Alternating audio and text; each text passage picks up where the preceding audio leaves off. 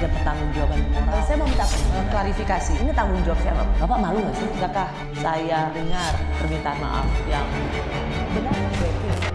Seolah-olah menjadi korban.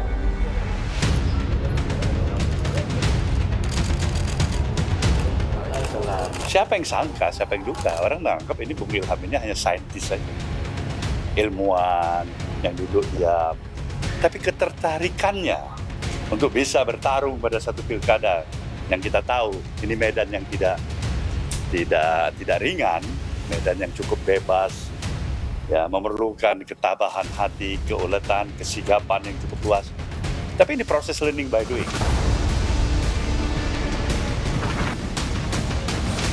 Partai Nasdem kembali mendeklarasikan wajah baru untuk Pilkada November mendatang.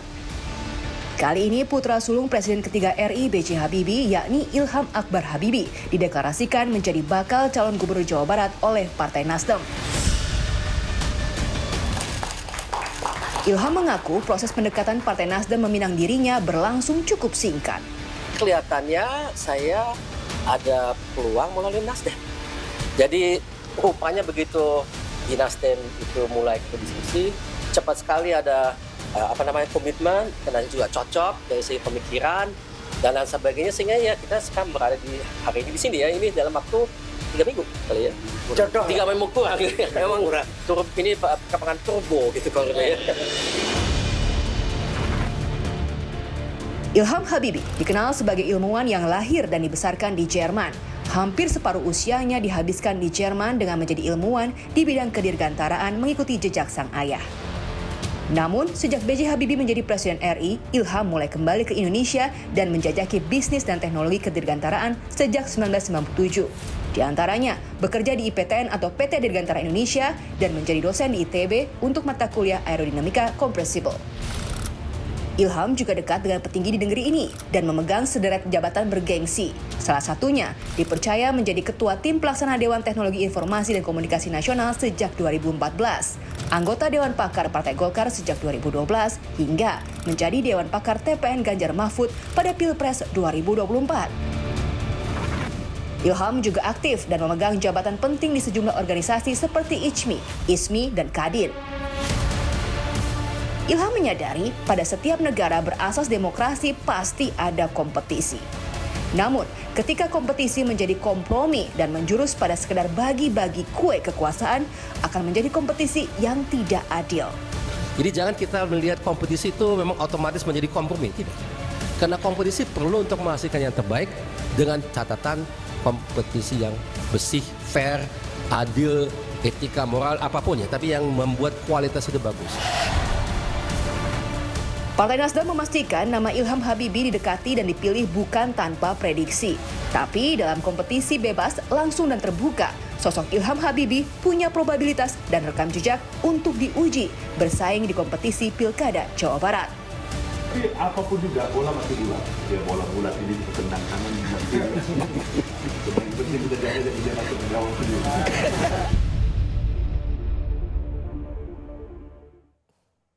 Saya sudah bersama putra sulung dari Presiden ketiga Republik Indonesia, Bapak B.J. Habibie, dan sang putra telah dideklarasikan menjadi bakal calon gubernur Jawa Barat oleh Partai Nasdem, Ilham Akbar Habibie.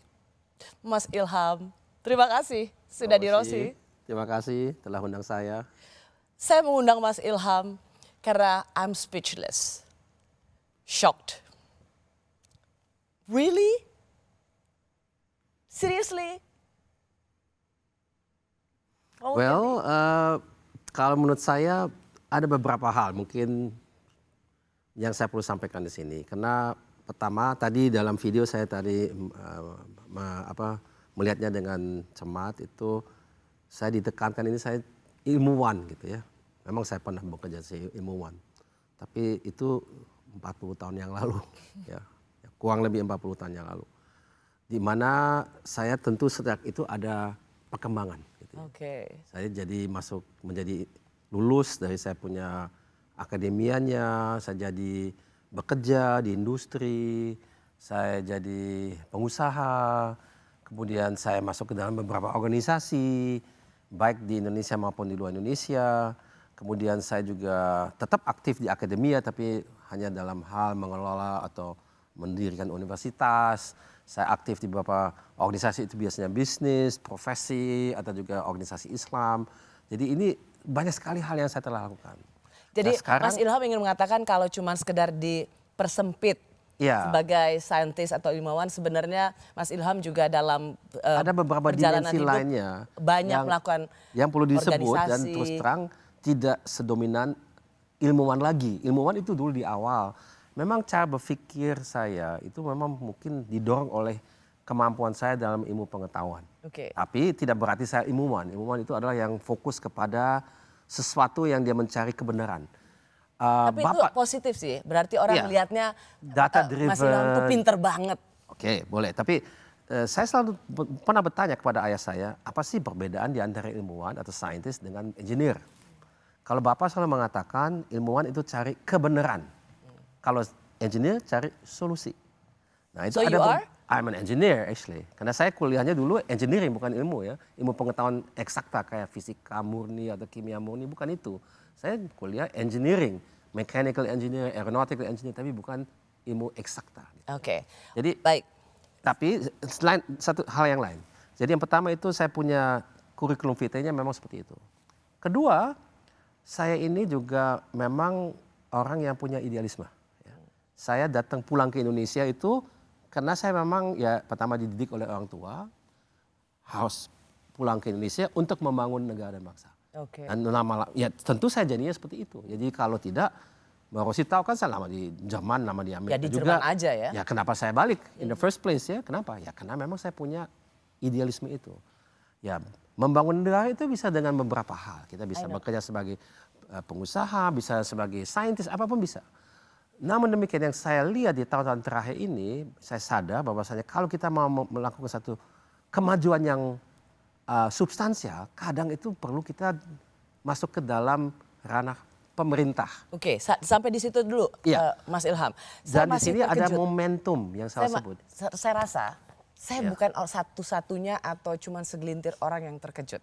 Hmm. Saya yakin banyak sekali yang mengenal seorang Ilham Habibie Ya. itu terkejut. Dan saya juga yakin pasti your brother Mas Tarik juga sama terkejutnya. Saya udah bicara sama dia kok. Ya, berarti. See, the whole family pasti terkejut. Ya. Tapi ini serius, beneran. Ya, serius lah, kalau enggak saya masa main-main gitu ya. Tentu saya serius dalam hal ini. Ya saya sadar ini di ranah politik, saya bukan orang yang datang dengan track record sudah puluhan tahun, tidak.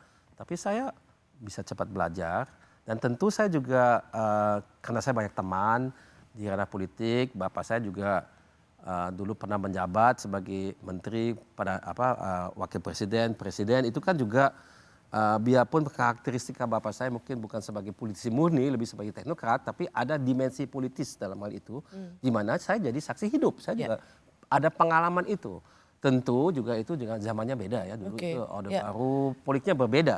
Tapi ada juga yang dalam fase transisi ke Orde Reformasi ini, Orde yang kita ada saat ini, banyak hal yang saya amati entah secara langsung atau tidak langsung. Berapa lama? Karena kan gini, Mas Ilham itu tadi kenapa bahkan Pak Surya Paloh kan bilang ilmuwan gitu, karena mungkin melihat Pak Habibie, Mas Ilham, orang-orang cerdas. Dan tidak banyak orang yang bisa berimajinasi one day seorang Ilham Habibie terjun di politik dan masuk ke Pilkada Jabar. Itu ya gini, saya kasih perumpamaan. Dulu apakah ada yang bisa membayangkan bapak ayah saya almarhum masuk menjadi wapres dan presiden? Itu kan juga satu Indonesia itu terkejut kan, tidak ada dalam pemikiran banyak orang. Tapi memang juga begitu, dan banyak orang yang menyaksikan waktu bapak menjabat, oh bapak tidak mampu ini, tidak bisa itu. Tapi kenyataannya kan, saya kira tidak, harus saya banyak bicara, cukup banyak hal yang tercapai waktu itu, dan itu saya kira menunjukkan bahwasannya ya memang ada banyak hal yang mengejutkan, dan kita semula itu ragu, tapi bisa saja itu menjadi satu solusi. Berapa lama sih Mas Ilham akhirnya mengatakan, ketika ada yang mengatakan, wah itu cepat sekali Mbak.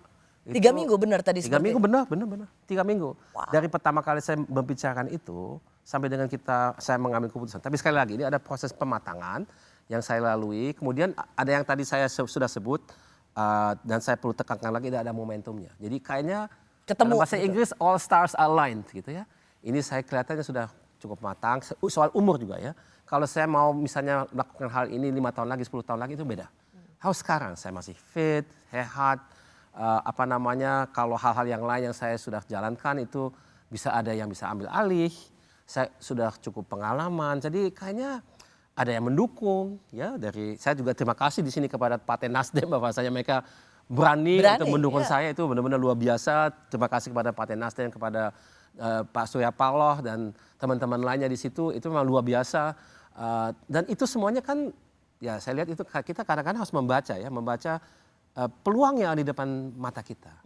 Mas Ilham ketika semacam ada pembicaraan 3 minggu ini, apa Mas Ilham ajak bicara siapa? Atau apakah ada sebelum semacam... atau sesudah keputusan? Sebelum. Oh sebelum. Jadi 3 minggu itu ada semacam pertimbangan yang lebih matang, tanya siapa, atau you just go, ya udah pokoknya saya gini, mau. teman-teman aja gitu, teman-teman dan ya orang-orang yang saya ketemu waktu itu gitu ya. Jadi tidak intensif kayak misalnya berjam-jam diskusi sama orang untuk mengambil keputusan, tidak. Karena pada dasarnya separuh dari hatinya Mas Ilham memang Sudah siap sebetulnya. Sudah siap. Jadi Mas Ilham tidak perlu memvalidasi, merekonfirmasi apa yang Mas Ilham pikirkan. Tidak. Ya tentu ada validasi ya. Apakah rencana ke depan itu realistis atau tidak? Ya. Harus kita lihat ya. Itu juga mungkin menjawab kenapa di Jabar, kenapa tidak di provinsi lain gitu ya. Karena itu menurut saya realistis. Saya punya pengalaman, punya memori, punya track record, punya jejak-jejak, punya pengetahuan mengenai Jabar cukup mendalam sebetulnya. Karena saya lama tinggal di situ. Saya dari tahun 96 sampai tahun 2009 KTP saya Bandung gitu ya. Karena saya memang udah punya rumah di situ. Dulu saya pernah kerja di IPTN atau sekarang PDDI. Saya pernah ngajar di ITB 2 tahun secara paralel. Anak saya yang ketiga lahir di Bandung. Saya banyak saudara baik dari pihak ibu dan bapak di Bandung. Ya Bandung itu atau Jawa Barat. Itu rumahnya Mas Ilham. Rumah, bukan tapi asing. Mas Ilham, bagaimana kalau misalnya ada gurauan seperti ini? Mas Ilham Habibie itu mimpi aja pakai bahasa Jerman. Dulu benar, tapi sekarang saya sudah belajar mimpi juga dalam bahasa Indonesia. Dan kadang-kadang bingung bisa beberapa bahasa dalam satu mimpi gitu ya. Jadi bahasa Indonesia, bahasa Jerman dan bahasa Inggris juga kadang-kadang ya. Jadi, sekarang harus belajar mimpi dalam bahasa Sunda. Nah itu dia. Sudah bisa. Pangestu atau Parantos atau Hardang, di sini nggak Hardang, ini the opposite, ini dingin di sini. So ini serius? Serius, of course. Tentu serius. And you will take this seriously? Seriously dan punya semangat. Okay. Ya. Apa arti politik untuk seorang Ilham Habibie? Pertama, kompromi itu kalau kita lihat ya, kalau kita memang adalah manifestasi daripada satu ide itu tentunya kita tidak mau kompromikan. Tapi kalau terjadi satu situasi dalam pemerintahan di mana ada yang masuk ke pemerintahan, ada yang masuk ke oposisi, maka pemerintah pun bisa saja dia secara absolut memutuskan dan mengimplementasikan apa yang dia memang sudah dapat mandatnya, ya kan? Karena dia menang kompetisi, jadi ide itulah yang didukung. Karena memang ada proporsionalitas dalam hal politik sehingga apa yang mewakili yang tidak memenangkan pemerintah itu juga patut diperhatikan. Disitulah komprominya menurut saya ya. Tapi kalau kompromi itu artinya kita bagi-bagi kue atau bagi-bagi kekuasaan, nanti justru apa yang semula menjadi mandat kita untuk membawa negara dan bangsa itu menuju ke tujuan kita yang kita sudah sepakati, itu bukan satu kompromi yang baik menurut saya. Masih bersama saya bakal calon gubernur Jawa Barat dari Partai Nasdem yang juga menjabat Ketua Dewan Pakar Ikatan Cendekiawan Muslim Indonesia dan pernah menjadi dosen di ITB, Ilham Akbar Habibie. Mas Ilham, saya ingin mengulang kembali apa yang dikatakan oleh Mas Ilham. Bapak selalu menasehati bahwa membangun bangsa dan negara itu ada banyak cara, tak cuma terjun ke politik atau pemerintahan. Jadi tidak harus ke jalur politik, ada banyak cara. Itu satu hal yang saya pegang nasihatnya dari Bapak. Ini semacam statement yang diingat oleh banyak orang bahwa memang seorang Ilham Habibie itu apolitis dan berkontribusi pada bangsa dan negara itu tidak melulu dari partai politik. Apa yang berubah? Oke, pertama saya harus mungkin komentar tersebut. Komentar itu berarti ada alternatif, tapi bukan apolitis. Apolitis berarti kita tidak punya ketertarikan sama sekali sama politik. Tapi pernyataan Bapak itu yang saya kutip itu adalah memberi arah, jangan kira kita hanya bisa membangun bangsa negara ini melalui politik atau pemerintahan. Tapi memang di lain pihak ada juga yang lain yang namanya kita punya tujuan, kita punya idealisme, kita punya keyakinan bahwasanya untuk membangun negara dan bangsa ini ada cara tertentu yang bisa mencapai hal tersebut, ada yang tidak. Nah, itu yang membuat saya berkeyakinan bahwa saya ini harus bantu, harus terjun langsung karena kita ini punya rencana besar. Oke. Kita mau menjadi Indonesia emas. Indonesia emas artinya menjadi negara maju. Dan itu caranya saat ini yang Mas Ilham Anda pandang adalah dengan terjun langsung ke politik praktis. Politik praktis atau saya lebih baik sebut itu sebagai politik dengan tujuan. Ya. Politik praktis itu tidak menggambarkan kenapa kita berpolitik, tapi ini ada tujuan. Tujuannya adalah untuk membangun negara bangsa ini menjadi emas, menjadi maju, menjadi lebih sejahtera, lebih lebih berkemampuan, lebih berdaya saing semuanya. Dan untuk itu mungkin saya perlu memperdalam sedikit saja.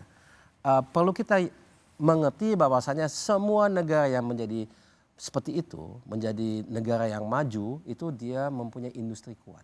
Nggak mungkin tanpa, nggak ada. Kita urut aja, Jepang, Korea, Cina, yang kita sudah lihat sekarang, Vietnam, Malaysia, Singapura sudah maju. Itu semuanya punya atau membangun industri dengan lebih kuat. Nah itu di Indonesia kita harus mendorong. Selama belasan tahun ini kita melihat ada efek yang kita sebut sebagai deindustrialisasi. Karena industri kita tumbuh tapi tidak seperti diperlukannya. Kita juga sama-sama tahu bahwasanya kita ini harus tumbuh dengan lebih dari 6%, kalau bisa 7% atau 8% bahkan pertumbuhan ekonomi per tahun. Itu hanya bisa kalau industri kita semakin kuat. Ya. Nah, Jabar ini adalah epicentrum industri kita di Indonesia. Lebih dari 50% industri kita di provinsi itu.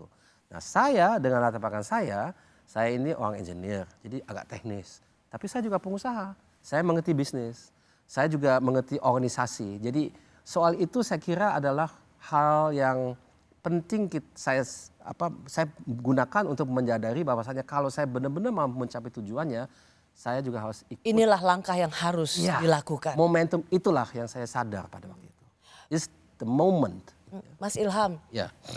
kalau kita lihat anak-anak presiden, Iya. mulai dari pendiri bangsa presiden pertama Republik Indonesia Bung Karno, punya putri, punya partai, jadi ketua umum partai. Ya. Pak Harto juga begitu, dulu punya Mbak Tutut, punya partai meskipun sekarang tidak lagi. Mbak Titi sempat masuk Golkar, sekarang ada di Gerindra.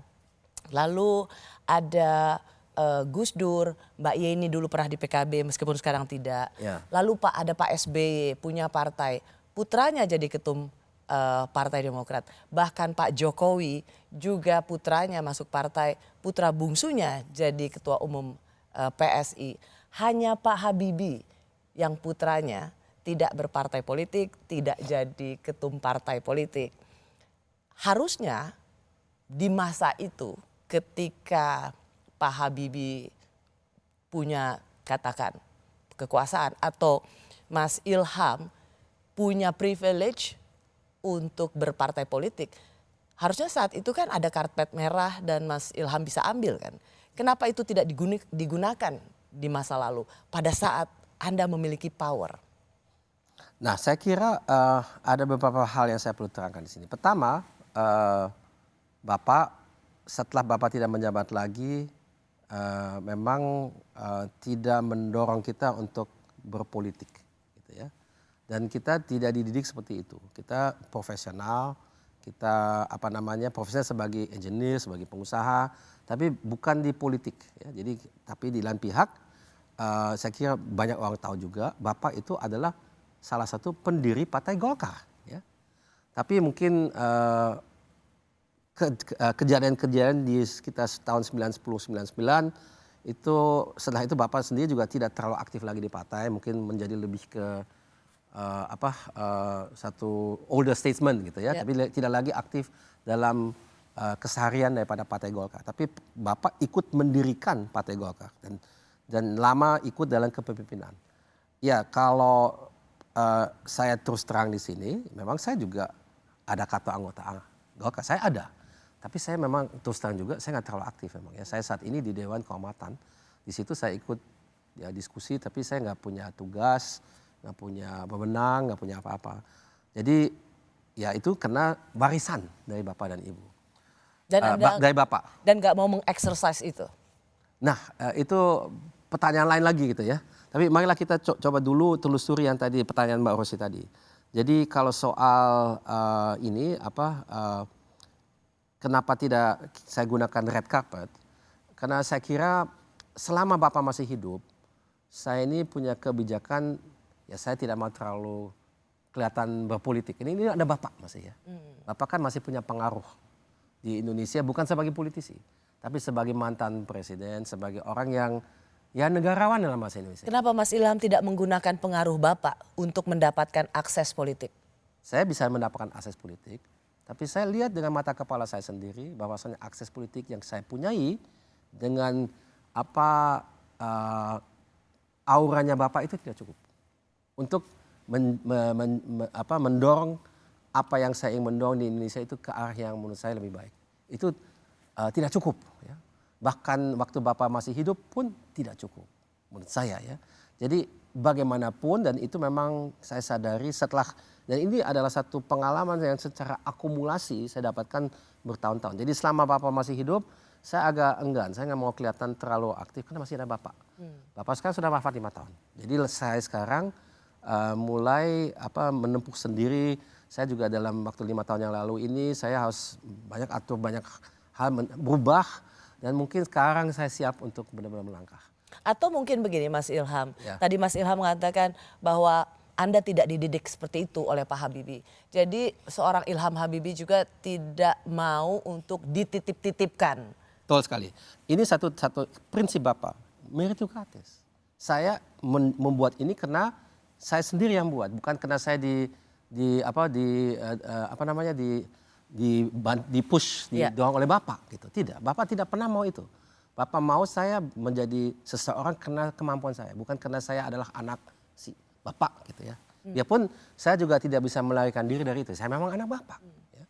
Jadi saya juga dididik oleh Bapak. Saya punya DNA-nya Bapak dan Ibu tentunya ya. Itu saya tidak bisa lari dari itu. Itu datang dengan adanya keuntungan dan ada kerugian, ada beban, ada yang kemudahan ya. Jadi semuanya itu ada. Nah jadi tapi tetap saja dalam hal ini saya kira itu satu hal yang saya belajar dari Bapak dan saya yakin kita sebagai negara bangsa harus mengacu pada prinsip itu. Harus meritokratis.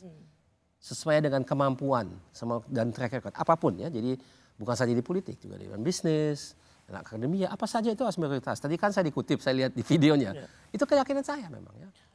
Jadi andaikan kalau kita merefer yang di masa lampau, ketika Bapak masih ada dan Mas Ilham bisa dititipkan jadi wakil ketua ya atau jadi bendahara ya, bisa saja. Tapi Bapak pilihan itu tidak diambil. Tidak diambil dan Bapak tidak kasih itu, Bapak larang gitu ya. Jadi Bapak tidak mau kayak gitu. Karena itu juga melanggar prinsip Bapak. Ya, Bapak tidak mau Bapak tidak mau digituin sama siapapun dan Bapak juga tidak mau kita sebagai anak juga seperti itu. So you are on your own now. Basically yes, not on my own ya sebagai individu, tapi tentu saya banyak teman, saya banyak orang yang berpikir seperti saya. Ya, jadi, seorang Ilham Habibie maju tanpa ada kemudian embel-embel yang membantunya. Bukan embel-embel, itu tim, kita tim ya. Saya bagian dari tim, mungkin ada ketikanya saya tim leader, tapi bukan saya seorang diri gitu ya. Mas Ilham, saya juga mencoba untuk memvalidasi. Sudah dengar Ilham Habibie masuk dideklarasikan oleh Nasdem untuk jadi calon gubernur. Iya, semua surprise. Semua orang yang mengetahui Anda yang juga bagian dari teman-teman saya surprise. Ya. Terus pada bilang begini, kenapa sih nggak sabar aja? Kan nama Mas Ilham itu sering disebut untuk masuk kabinet. Ya. Kabarnya juga Pak Prabowo ya menimbang-nimbang Mas Ilham untuk menjadi menteri gitu. Kenapa tidak menunggu saja panggilan untuk berada di kabinet? Nah ini saya kira pertama pernyataan seperti ini saya sering dengar. Udah ini bukan pertama kali, mungkin ketiga kali, keempat kali gitu ya. Jadi ya bisa saja seperti itu. Tapi kalau kita berada dalam posisi tunggu saja, dan ini kan agak berbeda ya. Kalau kita menjadi menteri, kita kayak punya satu bidang tertentu. Ya. Kalau kita menjadi kepala daerah, semua bidang harus kita lihat, dan harus kita tidak harus kuasai, tapi mengerti secukupnya untuk kita membuat keputusan yang baik. Gitu ya. Jadi ini lebih general, yang satu lebih spesifik, gitu ya. Nah itu bedanya ya. Jadi kalau kontribusi saya kepada negara ini melalui menteri ya di bidang itu. Kalau kontribusi saya kepada negara ini sebagai kepala daerah di daerah itu, tapi lebih holistik, lebih menyeluruh gitu ya. Artinya gini Mas Ilham, Anda tidak ingin lagi menunggu yang katanya desas-desus masuk. Anda sudah punya purpose, sudah punya tujuan. Dan dengan nyebur sebagai bakal calon gubernur Jawa Barat, Mas Ilham ini sedang membuat satu tanda baru dalam kehidupan Anda. Saya kira demikian. Ya. Buat saya ini satu hal yang memang baru. Saya dalam kurikulum vitae belum pernah mencoba dalam kontestasi politik seperti ini. Biarpun kontestasi dalam organisasi udah sering ya, tapi ini kan beda. Ini cakupannya jauh lebih luas. Menyebut Mas Ilham ini apa? Politisi Nasdem atau? Oh, saya bukan politisi Nasdem, mungkin agak membingungkan gitu, karena saya bukan orang anggota partai Nasdem gitu ya. Tapi politisi ya gimana ya, saya juga sekaligus saya adalah pengusaha masih tetap, saya kira engineer juga tetap, saya juga aktivis, saya aktif di banyak organisasi, jadi ya on top ya saya punya aktivitas politik ya memang begitu, saya kira betul. So untuk seorang Ilham Habibie nyemplung di Pilkada Jawa Barat, ini adalah bagian dari berpolitik untuk tujuan. Ya. Tawaran menjadi bakal calon gubernur Jawa Barat untuk seorang Ilham Habibie, apakah sebuah tawaran yang menjanjikan atau tawaran yang bisa menjebak? Tapi saya yakin dan percaya, ini kan tokoh muda yang cukup energetik. Ya kan, latar belakang, edukasi, pendidikan, intelektualitas yang dimilikinya. Bagi Nasdem, ini adalah proses pendidikan politik yang juga harus bisa kita jalankan bersama. Ya, jadi tidak hanya tampang-tampang orang politik itu model-model saya agak serem-serem begini kan. Ya, ini nggak ada wajah baru. Ya. Lebih tenang juga orang-orang muda ya. Jadi itu latar belakangnya. Jawa Barat buat saya itu adalah seperti ujung tombak Indonesia emas. Kalau Indonesia mau jadi emas, pasti Jawa Barat harus jadi emas juga. Saya masih bersama bakal calon gubernur Jawa Barat dari Partai Nasdem yang juga menjabat Kepala Badan Riset dan Teknologi Kadin, yang juga menulis buku berjudul Kebangkitan Industri Dirgantara Menuju Indonesia Emas 2045, Ilham Akbar Habibie. Mas Ilham, tadi lucu juga kata Pak Surya Paloh ya. Iya lucu. Nggak, ilmuwan tuh ada nggak perlu yang serem-serem, juga bisa yang energik dan seperti Mas Ilham. Mas, tadi Mas Ilham sudah menjelaskan soal science, engineer, tapi kan pada dasarnya Mas Ilham itu besar dari dunia exact. Iya. Ya, ilmu pasti. Ya. Sementara sekarang mau masuk ke dalam dunia politik yang serba tidak pasti. Besok kawan bisa jadi lawan, hari ini tahu bisa besok tempe. Bagaimana orang yang dididik yang berilmu pasti bisa fit in dengan politik? Ya, saya kira pertama tidak benar kalau kita katakan politik itu semuanya acak. Ada juga teori-teori ya memang tidak seperti teori dari Einstein atau dari Newton yang matematik itu tidak. Tapi tetap saja ada pengertian apa yang harus kita lakukan di situasi seperti tertentu, ada apa yang tidak. Bagaimana kita melakukan hal-halnya, bagaimana tidak, itu semuanya ada pengertian ya. Mungkin disebut sebagai teori terlalu muluk-muluk ya, tapi ada pengertian, ada pengalaman. Jadi untuk kita mengerti itu, ya nggak bisa bersekolah, kita harus menjadi pelaku gitu ya. Itu bukan sesuatu hal yang kita belajar dari orang lain, tidak dengar, kita lakukan copy paste itu, tapi kita harus mempunyai pengalaman sendiri. Ya. Jadi- Misalnya katakan dalam membuat pesawat misalnya. Iya. Ya, as a engineer gitu. Itu juga tidak semuanya teoritis, ada juga hal-hal yang kita harus coba ya. Maka itu kalau kita ngomong pesawat, ada dalam ilmu selalu ada yang namanya teori, adanya yang empiri. Jadi adanya pengalaman yang kemudian menjadi teori gitu ya. Atau teori yang melahirkan adanya pengalaman karena belum ada pengalaman. Dua-duanya ada dalam ilmu. Jadi tidak semua ilmu pengetahuan itu teori saja. Nah, itu saya kira juga terjadi di politik. Ada teori yang benar-benar di buku, ada praktek yang menjadi pengetahuan kita secara empiris dari pengalaman. Tapi dalam politik itu bisa segala sesuatu yang dipersiapkan, last minute diumumkan itu bisa nggak jadi. Ya itu benar. Tapi itu banyak ketidakpastian lainnya yang kita lihat juga ya. Dan kadang-kadang itu bukan karena nggak ada teori, kita belum mengerti teorinya kali ya. Jadi dalam Mas Ilham menarik nih. Jadi dalam engineer sendiri dalam teori engineering itu sebenarnya bisa juga menjadi pijakan melihat politik karena ada pattern yang bisa dipelajari. Itu kayak yang Anda ingin katakan?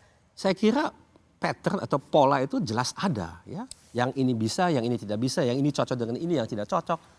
Memang bisa saja dengan adanya perubahan situasi dan kondisi tiba-tiba yang tadinya sama sekali tidak cocok tiba-tiba cocok. Dan itu mungkin ada hal yang lain, misalnya ada kepentingan bersama yang suatu ketika tidak lagi, jadi dia pisah lagi. Nah ini memang dinamika seperti itu ada di dunia politik. Gitu. Mas Ilham siap tapi? Saya kira saya nggak bisa nggak siap, harus siap. Udah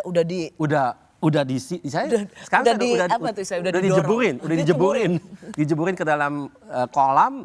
Kalau saya tidak renang, saya tenggelam. Jadi saya renang, ya mungkin belum jadi juara karena masih baru belajar, tapi saya harus renang, gitu ya. Anak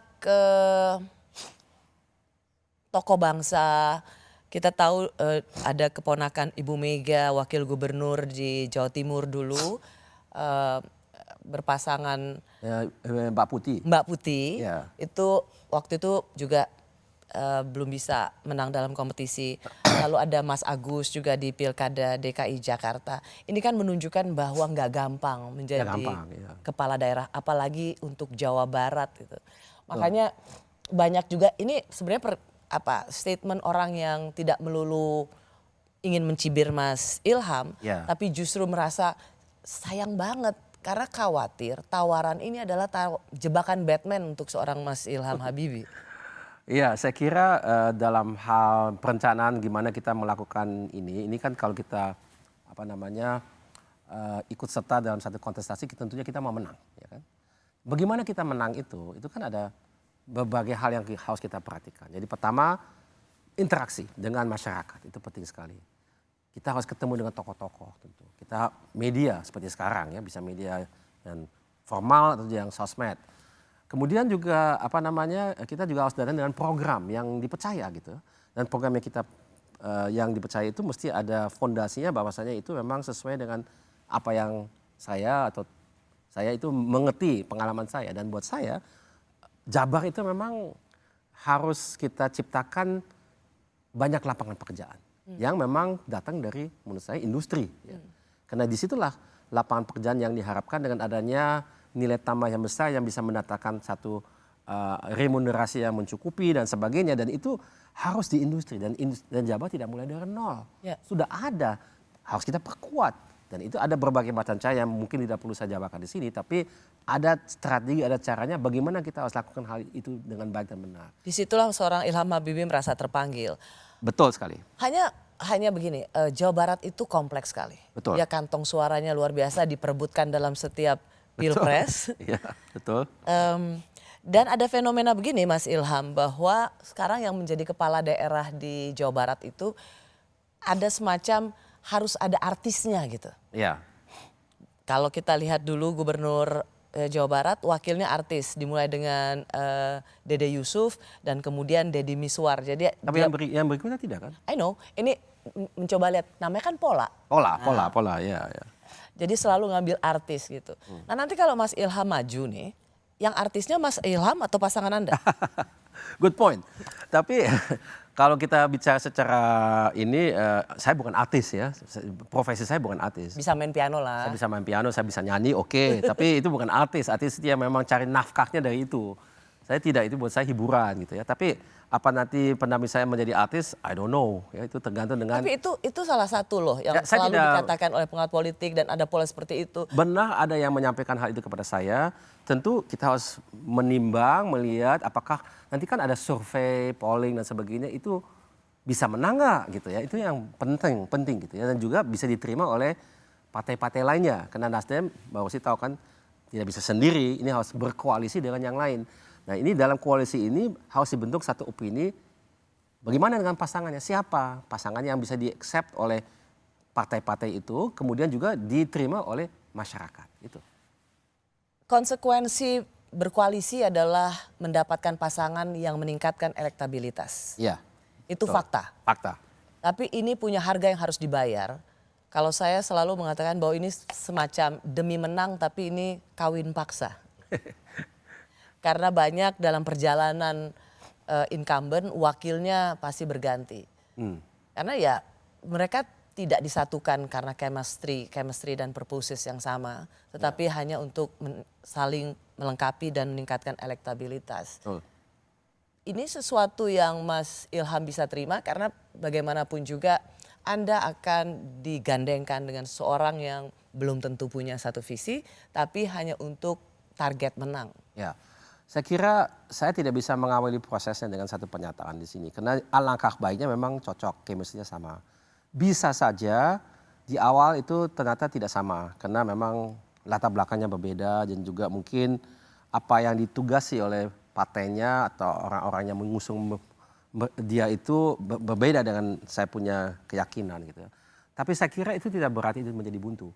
Karena ini adalah skill yang kita semuanya harus miliki, termasuk saya, untuk bicara secara terbuka dengan yang bersangkutan. Ini gimana? Kita punya satu tujuan bersama, oke kita punya pendapatnya berbeda, tapi kita tetap saja satu tim. Ya. Jadi apa yang kita harus buat untuk bisa sukses bersama? Karena kalau kita sukses bersama, dua-duanya dapat manfaatnya kan? Kita punya track record yang bagus.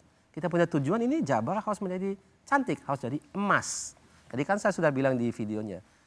Ujung tombak. Jadi ujung tombak apa? Dia duluan kan. Jadi kalau Indonesia jadi emas, Jabar harus jadi emas duluan. Iya Mas Ilham, itu memang indah kata-katanya. Tapi dalam prakteknya kalau kita lihat, Let's see.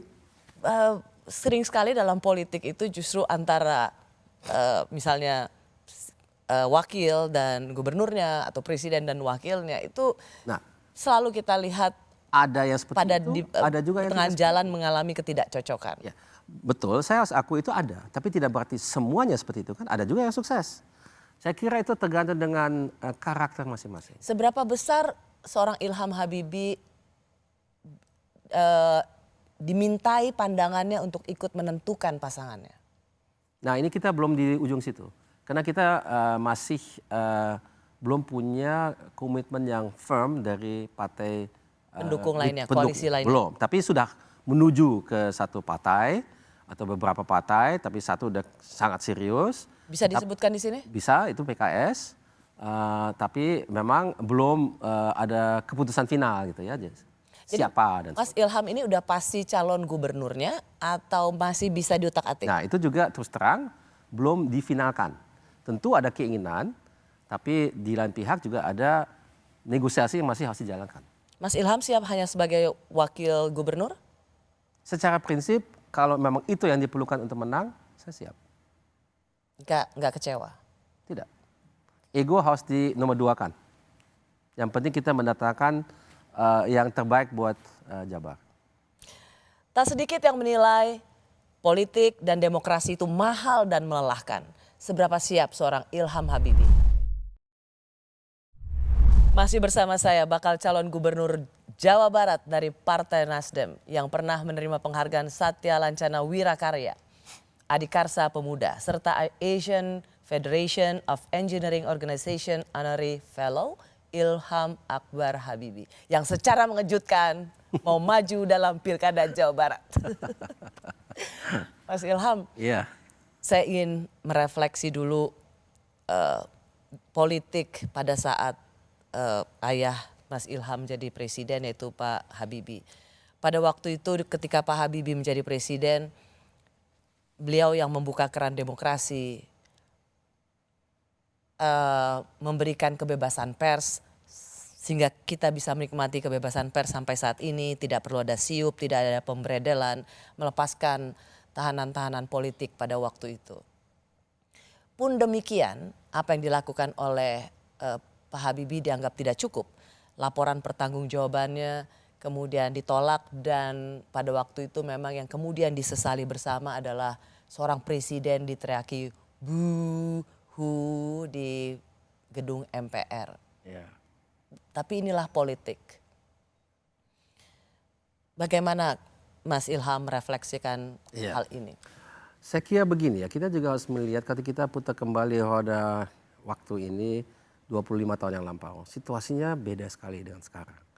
Emosi di Indonesia secara makro, jadi satu masyarakat, negara kita itu penuh dengan emosi. Orang itu emosional kadang-kadang tanpa alasan, tapi dia itu memang lagi marah gitu ya. Mungkin secara akumulatif adanya hal-hal yang terjadi sebelumnya puluhan tahun itu dia tiba-tiba meledak. Itu kayak gunung api ya, di Indonesia itu ada banyak gunung api, dia lama dia diam, kita pikir dia sudah mati, tapi ternyata masih hidup, meletus, merusak semuanya. Itu kurang lebih terjadi di situ. Jadi itu adalah politik dalam konteks adanya situasi kondisi yang luar biasa yang belum pernah kita alami seperti itu. Selain dari itu, Bapak almarhum memang mendapatkan tugas untuk mengantarkan negara kita dari satu keadaan yang sangat semrawut, sangat kaotis, sangat menghancurkan banyak sekali hal menjadi lebih normal. Di dalam situasi itu Bapak selalu berpegangan kepada prinsip harus memutuskan yang benar, harus membuat sesuatu yang memang mendatangkan yang terbaik buat negara dan bangsa kita, biarpun itu tidak populer. Ya. Jadi Bapak dalam hal itu memang tidak bertindak sebagai murni politisi, karena politisi itu harus kadang membuat kompromi karena memang harus juga cari bagaimana yang bersangkutan bisa melanjutkan dia punya karir. Jadi tidak semuanya bisa sesuai dengan prinsip yang tadi disebutkan oleh Bapak. Tapi dalam krisis itu tidak ada pilihan lain. Kalau tidak dilakukan hal yang pahit sekali ya, itu mungkin kita tidak bisa. Ada banyak orang, Bapak selalu bilang ke saya, dia sudah prediksi Indonesia itu kalau tidak dipimpin dengan baik bisa pecah kayak Yugoslavia, kayak Uni Soviet dan sebagainya. Semuanya negara yang melalui satu proses demokratisasi sedahsyat kita banyak yang pecah, banyak kan pecah. Indonesia contoh yang tidak pecah, tapi kenapa? Karena memang ada caranya gitu ya. Dan satu hal lainnya itu adalah yang memang ternyata yang penting juga dalam proses itu ada macam, karena dulu itu kekuasaan rasanya terlalu desentralisasi. Jadi desentralisasi itu bagian daripada kebijakan atau prinsip desain bagaimana kita melihat Indonesia ke depan untuk membuat Indonesia itu bukan hanya lebih adil tapi bisa di-manage dengan baik. Oh, Indonesia pada waktu itu terlalu sentralisasi. Itu itu yang tadi saya sebutkan. Jadi terlalu sentralistis gitu ya. Sekarang lebih desentralisasi. Jadi bukan saja desentralisasi dari pusat ke daerah, tapi juga kekuasaan itu kan masih ingat sebelum Bapak Bank Indonesia, Bank Sentral kita kan di bawah presiden. Itu menjadi independen ya. Sekarang. Nah, apakah Mas Ilham belajar banyak dari situ? Saya tahu akhirnya saya menangkap bahwa kemudian Mas Ilham bisa menerima itu dan tidak menjadikan itu sebagai trauma politik. Politik itu jahat, kejam, lupakan teman. Tidak, karena kita harus melihat itu relatif terhadap situasi kondisi pada saat itu. Ya. Wow. I think so, bukan karena mereka benci dengan Bapak. Bukan. Saya kira itu karena ada emosi itu dan itu membuat situasinya sangat kompleks gitu ya. Wow. Jadi Mas Ilham, saya tahu tidak semua keluarga dikasih tahu, tapi saya hanya ingin kira-kira ketika Mas Ilham mengatakan pada Bapak, Pak, saya mau maju jadi di Pilkada Jawa Barat, mau jadi calon gubernur. Dalam bayangan Mas Ilham, Bapak akan jawab apa? Saya yakin dalam situasi kondisi seperti itu, Bapak pasti mendukung. Pasti mendukung. Bapak tidak pernah tidak mendukung. Kalau memang hal-hal yang saya sampaikan itu masuk di akal. Apakah ini one way ticket atau Maksudnya one way ticket, apakah ini cuma kali ini saja? Kali ini sebulan go oke, dan nggak apapun hasilnya dan bye ciao atau Wah, ini tiket awal untuk membuat seorang Ilham Habibie akan terus ada dalam perpolitikan. Nah, saya kira satu pertanyaan yang sulit saya jawab sebelum saya lalui proses ini. Tapi prediksi saya mungkin karena ini soal umur juga, momentumnya ya. Saya ini kalau saya mau misalnya pengusaha, oke, bisa saya lakukan. Atau saya engineer, bisa saya lakukan. Tapi saya lihat bahwasanya manfaat saya bertindak, saya ikut serta, saya ikut berjuang, itu mungkin saat ini lebih banyak di ranah politik ini.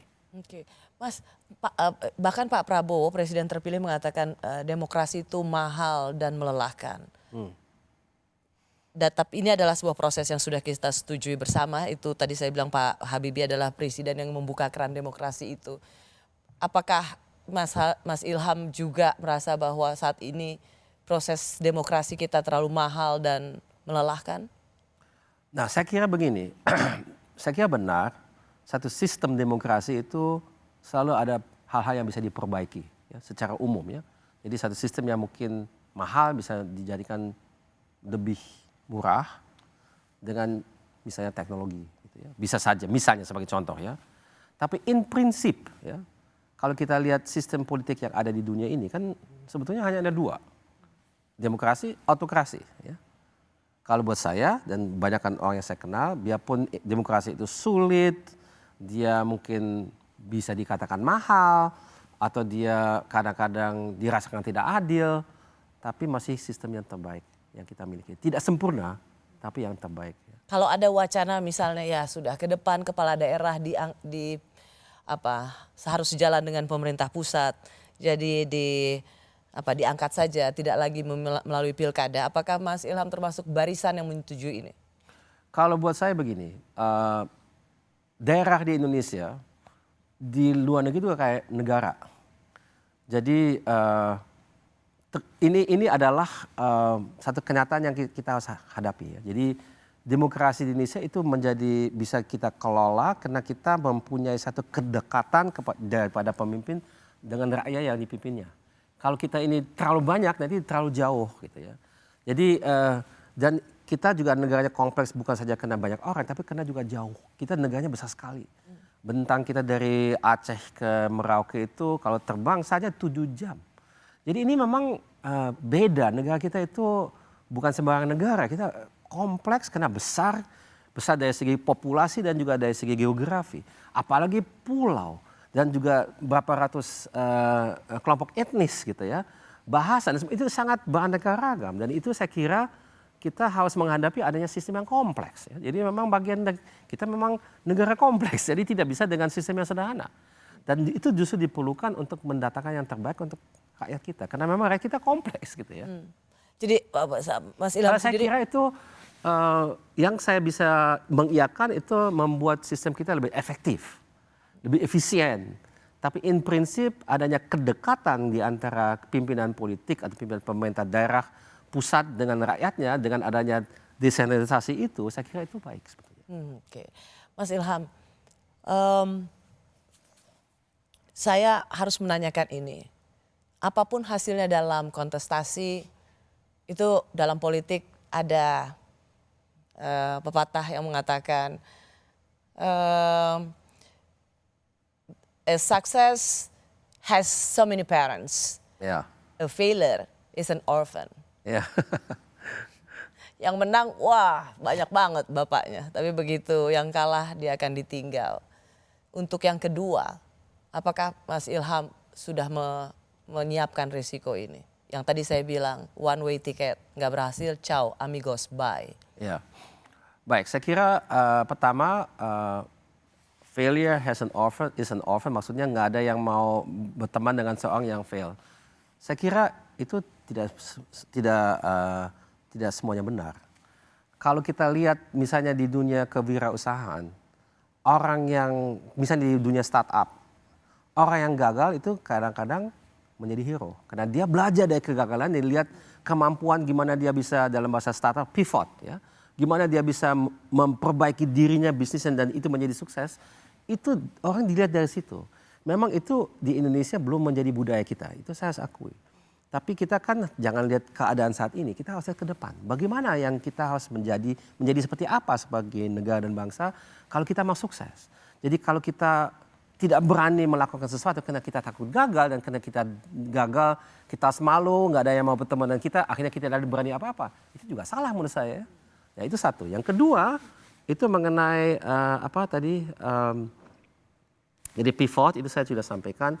Tapi kedepannya bagaimana? Jadi kalau seandainya saya gagal gitu ya, ada banyak hal yang pertama saya tidak gagal, itu saya nggak punya apa-apa. Saya masih pengusaha, saya masih insinyur, saya masih aktivis, saya masih akademisi, semuanya masih bisa jalan, saya bisa jalankan. Saya kembali ke hidup saya yang lama, bisa saja. Dan itu sangat memuaskan buat saya pribadi. Tapi kalau saya mau berbuat sesuatu yang lebih buat negara bangsa ini tidak cukup. Jadi bisa saja saya tidak kembali ke kehidupan saya yang lama, tapi saya melanjutkan perjuangan itu. Okay. Mungkin tidak sebagai kepala daerah, mungkin ya kita belum tahu. Ini kan ini satu perjalanan baru gitu ya, satu chapter baru dalam hidup. Saya belum tahu banyak, tapi ya itu yang saat ini saya bisa sampaikan. Okay. Jadi pilkada ini juga bukan berarti segala-galanya untuk seorang Ilham. Tentu saya akan berjuang keras ya, jangan salah interpretasi. Saya ini berkeyakinan saya punya kemampuan untuk memimpin Jabar sebagai gubernur. Tadi saya sudah bilang kalau seandainya memang ada harus dikompromikan, oke, saya mengerti itu realita. Tapi saya punya keyakinan saya bisa. Nah itu saya juga berharap rakyat juga percaya saya bahwa saya bisa. Dan saya serius dan saya orang yang bisa membantu rakyat kita bisa maju. I like the spirit. Well, seperti kata Forrest Gump, life is like a box of chocolates. You will never know what you will get. So good luck, Mas Until Ilham. you open it. Until you open it. Exactly. So good luck, Mas Ilham. Terima kasih Mbak Rosi, senang bisa I'm still surprised though. Yeah. We have to talk more. You have to talk more. Thank you ya Mas Ilham. You're welcome. Salam Sama-sama, terima kasih. untuk keluarga yang juga pasti sama terkejut dengan saya. Thank you sekali lagi Mas Thank you, Ilham. terima kasih Mbak. Terima kasih sudah menyaksikan Rosi. Saya Rosiana Silalahi. Sampai jumpa di Kamis depan. Tetaplah di Kompas TV Independen Terpercaya.